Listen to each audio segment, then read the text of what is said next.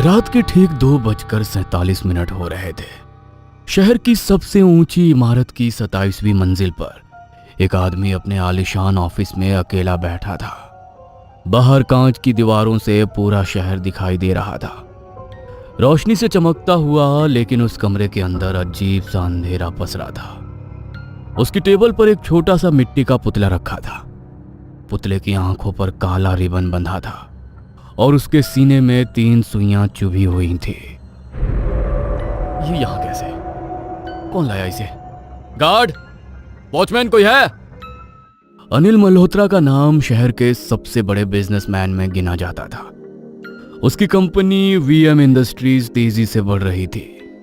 Sir, आप अपनी सफलता का श्रेय किसे देंगे? अपनी सफलता का श्रेय मैं खुद को दूंगा, क्योंकि मेरी मेहनत, मेरा तजुर्बा और मेरी किस्मत तीनों का शानदार कॉम्बिनेशन है मेरी सक्सेस। अनिल सर, सच कह रहे हैं आप। महंगी कारें, बड़ा बंगला, आलीशान ऑफिस, अनिल सर के पास सब कुछ है। फिर भी कुछ तो ऐसा होगा जो आपको भीतर भीतर परेशान करता होगा। पत्रकार के इस सवाल पर अनिल मल्होत्रा चुप हो गया। वो कोई जवाब नहीं दे पाया, मगर सच में एक चीज थी जो उसे अंदर से जला रही थी। वो था उसका प्रतिद्वंदी नमन अग्रवाल। ऐसा कुछ भी नहीं है। Next question please. आपके बिजनेस राइवल अमन अग्रवाल सर की कंपनी अचानक तेजी से बढ़ने लगी है। उन्हें हर प्रोजेक्ट में एक के बाद एक सफलता मिल रही है, मगर आपके कुछ प्रोजेक्ट फेल हो रहे हैं। इसके पीछे की क्या वजह है? अब ये तो बिजनेस है, कभी कुछ चलता रहता है। अब देखते हैं आगे का कॉन्ट्रैक्ट कैसे मिलता है।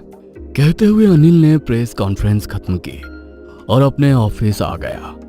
ऑफिस में उसके कॉलीग उसका इंतजार कर रहे थे, क्योंकि आज एक और कॉन्ट्रैक्ट नमन को मिला था, अनिल को नहीं। जैसे ही अनिल ऑफिस पहुंचा और ये खबर उसे मिली, उसने गुस्से में फाइल फेंक दी। यह कैसे हो सकता है? यह तीसरा कॉन्ट्रैक्ट उसे मिला है और हमें नहीं। हमारी कंपनी में कोई तो है जो उसे हमारी कंपनी की कोटेशन बता रहा है। सर, इस बार तो कोटेशन पूरी तरह से डिस्क्लोज थे। आपके अलावा किसी को भी नहीं पता था। यदि किसी को नहीं पता था तो नमन तक कोटेशन पहुंचे कैसे? ये आदमी मेरी हर डील बर्बाद कर रहा है। कहते हुए अनिल की आंखें लाल हो गईं। धीरे धीरे अनिल के दिमाग में एक अजीब सोच बैठ गई। उसे लगने लगा नमन ने उस पर, उसके कारोबार पर नजर लगा दी है। अनिल पहले ऐसा आदमी नहीं था जो इन चीजों पर विश्वास करे, लेकिन लगातार असफलता ने उसके दिमाग को बदल दिया। एक दिन वो कार से कहीं जा रहा था। कार उसका पुराना ड्राइवर चला रहा था। गणेश, एक बात पूछूं? सर बोलिए। क्या तुम बुरी नजर में यकीन करते हो क्या? हाँ साहब, बुरी नज़र तो होती है। हमारे गांव में तो यहाँ तक कहते हैं कि नज़र से पत्थर भी टूट जाता है। तो नजर से बचने के लिए क्या किया जाता है? वो साहब, वो आप क्यों जानना चाहते हैं? तुमसे जितना पूछा उसका उतना जवाब दो। वो साहब, मुझे एक अघोरी बाबा के बारे में पता है। लोग कहते हैं उनका उतारा कभी खाली नहीं जाता। वो शमशान में रहते हैं। उनका नज़र का उतारा तो बहुत गजब का है। शमशान के बारे में सुनकर अनिल कुछ देर चुप रहा। वो कुछ नहीं बोला तो ड्राइवर भी चुपचाप गाड़ी चलाने लगा। कुछ देर बाद अचानक से अनिल बोला, गणेश, कार रोको। क्या हुआ साहब? क्या तुम उनसे मुझे मिलवा सकते हो? हाँ, मगर आप उनसे क्यों मिलना चाहते हैं? अपने ड्राइवर गणेश का सवाल सुन अनिल उसे घूरते हुए देखने लगा तो ड्राइवर उसे कार से शहर से बाहर एक पुराने शमशान घाट में ले गया। रात के वक्त चारों तरफ धुंध थी। हवा में जली हुई चिता की गंध थी। दूर एक आग जल रही थी।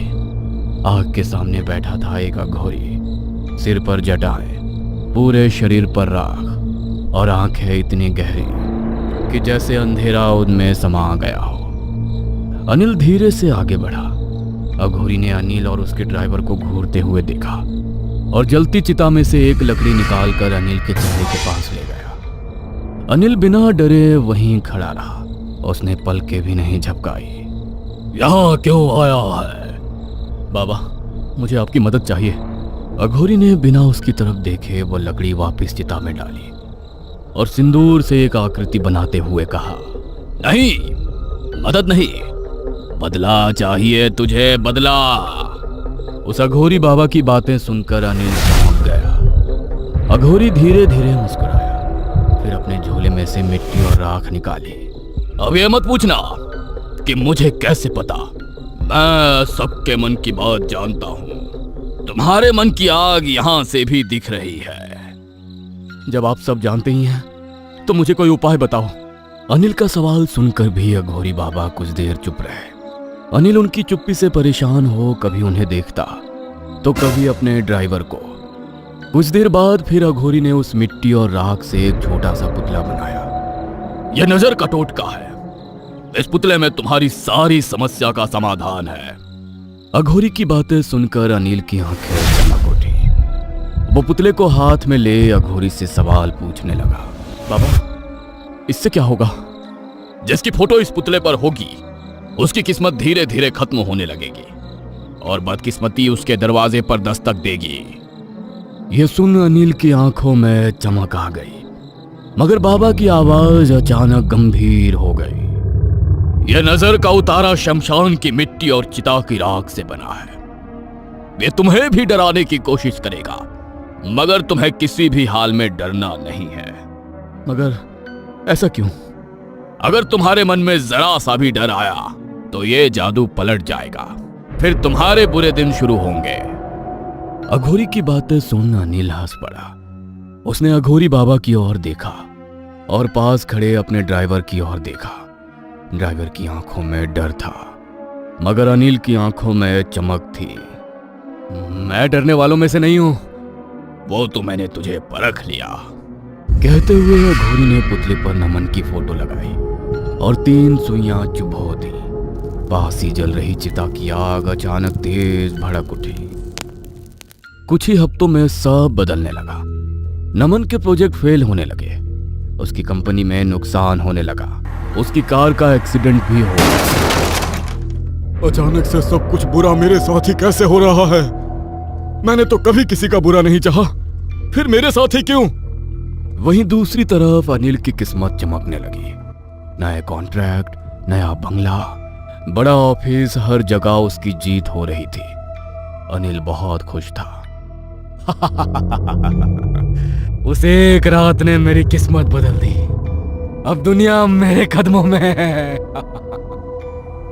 लेकिन जैसा कि कहते हैं, दूसरों के लिए जो गड्ढा खोदता है तो खुद उसी में गिर जाता है, वैसा ही कुछ अनिल के साथ होने लगा। उसके साथ अजीब चीजें होने लगी। एक रात उसने देखा उसके कमरे में रखा पुतला अपने आप हिल रहा था। वो पूरी रात नहीं सो पाया। ये सब क्या हो रहा है? कहीं मेरे मन का भ्रम तो नहीं? दूसरी रात अनिल ऑफिस में ही काम करते करते सो गया।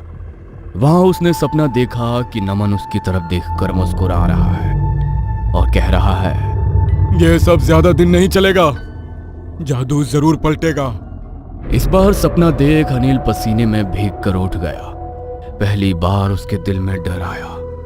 वो ये भूल गया कि अघोरी ने मना किया था डरना नहीं है।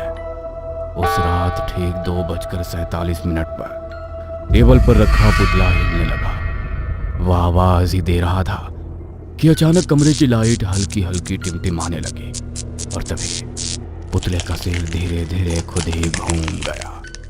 कुर्सी पर बैठा आदमी घबरा कर खड़ा हो गया। वो आदमी था अनिल मल्होत्रा। लेकिन उस रात उसके चेहरे पर एक अजीब सा डर था।